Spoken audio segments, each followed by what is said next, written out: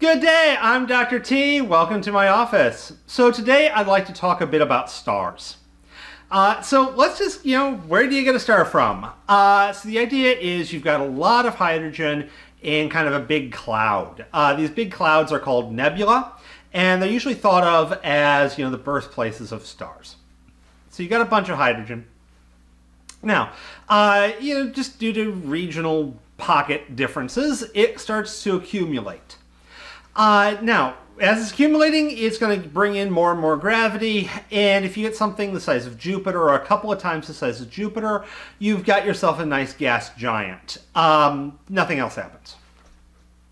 However, if you are several times the size of Jupiter, or considerably larger, then what you get is this rather interesting scenario where there's enough gravity from all of the hydrogen pulling itself closer and closer together, because the bigger you are, the more pressure you're going to get in your core from all that gravity of everybody pulling in on everybody else.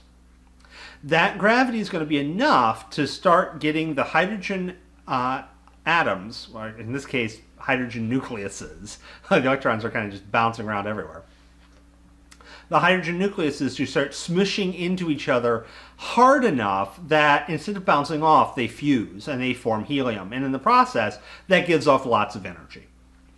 So yay, you've got energy. Obviously, when this first starts up, it's not at equilibrium, so it's a really violent process.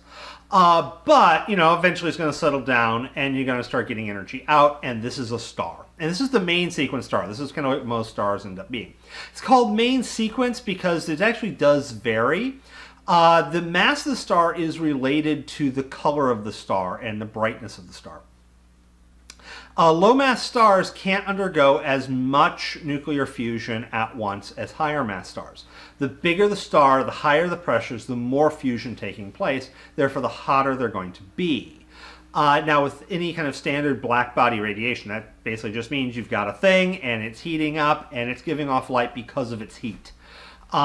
With those, as you kind of, you think about from, watching a blacksmith or somebody, when something is hot, you can feel the warmth, you can see it if you've got an infrared camera, but it doesn't glow. And then once it's very hot, then it starts glowing a cherry red, and then a brighter until it starts glowing white hot.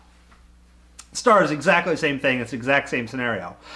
So you can get red stars, which are relatively small, they don't have enough energy to start being really bright, and thus they burn, and those will last a while. And those take forever to burn because they're not using up a lot of their energy quickly. They're kind of going low and slow. You kind of go in the middle of there, kind of the yellow stars. It's going to be like our sun. You got pretty good lifespans. You're burning through your energy at a reasonable rate. I mean, it's still ludicrous by anything even remotely human standards because, once again, these things are obscenely large by human concepts. I mean, they're beyond what we can imagine in size. Once you start getting really big, you start getting into the blue giants, and these ones have very short lifespans. Now, short lifespans for stars, measured in millions of years. So, it's, once again, big for humans.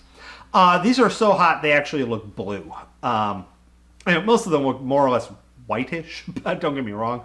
But we're definitely things that are, moving in towards that blue range. And these burn hot and quick. Now, all of these stars will eventually end, everything is mortal. The end will one day come, this too shall pass. So, depending on how big your star is, a couple of things can start happening with your star. If it is relatively small, so sun size or less, as it starts running low on hydrogen, then it's going to start having to switch over to running helium and other elements. In the process, the outer layers tend to fluff off. So you get a couple of rather stormy periods, and then the star grows in size, gets big, and becomes what we call a red gas giant. Now that, hey, you've got your gas giant, that will eventually turn back into a nebula for other stars to form, and that's how you get the heavier elements, because as it's doing that, it's starting to fuse there, up to about iron. Now, if you're a bit larger, and I do believe the sun is small enough that this isn't going to happen to the sun. Now, keep in mind, a gas giant would still be the size of the Earth's orbit, so, this will be quite a while, and we'll all be good and dead. But still. For much larger stars, there's enough gravity involved so that when they try and expand, they slough off some energy, but it then falls back down. Nuclear fusion of different elements starts reoccurring, and you get what's known as a supernova or a nova, which literally means new star. And this is a case where you're switching over to a different nuclear fuel, you get lots of energy, and we're talking an insanely large bang, essentially. There has been some talk that, hey, maybe the star Betelgeuse, for whom I believe the character in the movie was named after. But, that star could go nova. It doesn't look like it's going to, at least not in our lifetime. It'd be kind of cool if it did, but kind of disappointing. You know how it goes. Anyways, so at that point, the star can explode. And then, depending on how big, if it's of the absolute largest variety, it can collapse in on itself and form a black hole, which is basically enough mass crammed into a small spot in space that light can't escape its insanely dense gravity.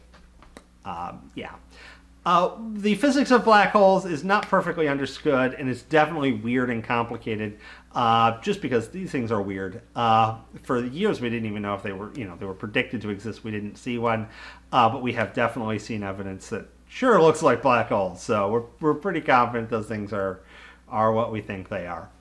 But yeah, you got your really basic introduction to stars here. Moving on, next video we'll talk a little bit, or I'll talk a little bit, about how we know where these stars are. So with that said, have a wonderful day.